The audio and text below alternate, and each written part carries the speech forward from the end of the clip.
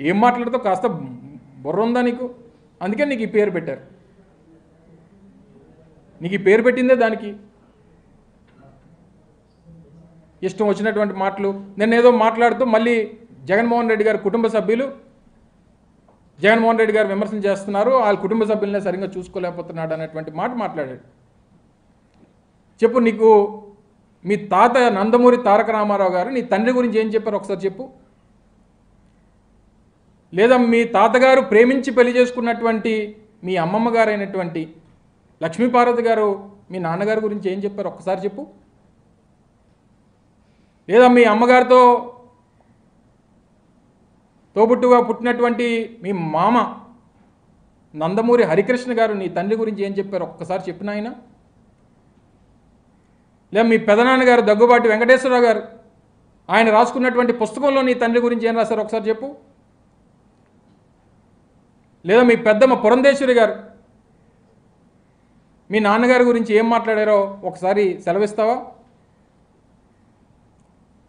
లేదా నువ్వు దత్తత తెచ్చుకున్నట్టు మీ పవన్ అన్నయ్య ఇప్పుడు ఎక్కడా లేనటువంటి ప్రేమ పుట్టుకొచ్చి పవనన్నా ఎప్పుడన్నా పిలిచావా మీ ఇంట్లో ఏమన్నా పవనన్నా అని పిలుస్తున్నాడు. పోనా ఆ దత్తత తెచ్చుకున్నటువంటి ఆ పవనన్నయ్య మీ నాన్న గురించి మాట్లాడినటువంటి మాటలు ఒకసారి గుర్తెచ్చుకుంటావా. ఇప్పుడు మీ ఇంట్లో తోబుట్టువు కదా నీకు పవనన్నయ్య. మీ పవనన్నయ్య గారు మీ నాన్నగారి గురించి ఏం చెప్పారు ఒకసారి గుర్తెచ్చుకున్నా. మీ సొంత చిన్నాన్న రామ్మూర్తి నాయుడు నీ తండ్రి గురించి ఏం చెప్పాడు ఒకసారి చెప్పు. ఒకసారి ప్రజలకు చెప్పు ఇవన్నీ.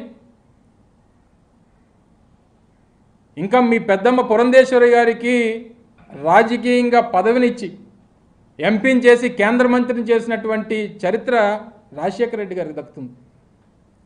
ఎప్పుడన్నా మీ నాన్న అనుకున్నాడా వదిన గారిని ఎప్పుడన్నా ఎంపీ ఇచ్చి ఎన్డీఏలో ఉన్నప్పుడు కలిసి ఆవిడని మంత్రిని చేద్దాం అన్నటువంటి ఆలోచన ఎప్పుడన్నా చేశాడా. నువ్వు కుటుంబ సభ్యుల గురించి, కుటుంబ సభ్యుల బంధుత్వాల గురించి, బంధాల గురించి సిగ్గులేదు మాట్లాడడానికి నీకు. ఏం మాట్లాడుతున్నావు నువ్వు అసలు.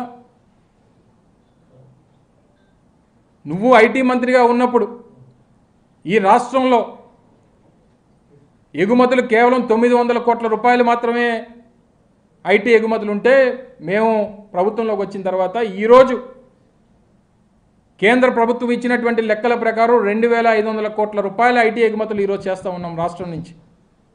నువ్వు బాగా చేసినట్ట, మేము బాగా చేసినట్ట. ఈరోజు 250 ఐటీ కంపెనీలు ఒక్క విశాఖపట్నంలో పనిచేస్తూ ఉన్నాయి.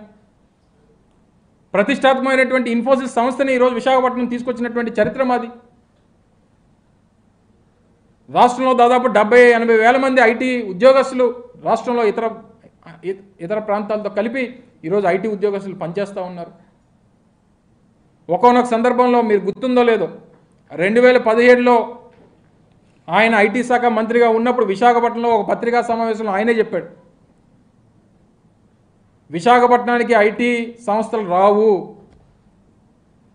ఇక్కడ ఏమీ లేదు, ఇక్కడ ఇకోసిస్టమ్ లేదు, ఇక్కడ వచ్చేదానికి ఎవరో ఇంట్రెస్ట్ చూపించట్లేదు అన్నటువంటి మాట ఈ మనిషి చెప్పాడు. ఆ పేపర్ క్లిప్పింగ్ కూడా కావాలంటే నీకు పంపిస్తా. ఈ రకమైనటువంటి మాటలు మాట్లాడేసి ఏదో విమర్శ చేసేస్తే ప్రజలందరూ నమ్మేస్తారనుకుంటే ఇక్కడ అమాయక ప్రజలు ఇంకా నీ మాటలు, నీ తండ్రి మాటలు నమ్మి మోసపోయేటువంటి దానికి ఇంకా ఉత్తరాంధ్ర ప్రాంతంలో ప్రజలు కానీ, ముఖ్యంగా విశాఖపట్నం ప్రజలు కానీ సిద్ధంగా లేరు అనేటువంటి విషయాన్ని గమనించమని. ఇప్పటికన్నా నోరు జాగ్రత్తగా పెట్టుకొని మాట్లాడకపోతే ఏమనంటే ఎర్రబుక్కు అంటావు. నీ జీవితంలో ఆ పుస్తకం తెరిచేటువంటి రోజు కూడా రాదు. నీ జీవితంలో నీకు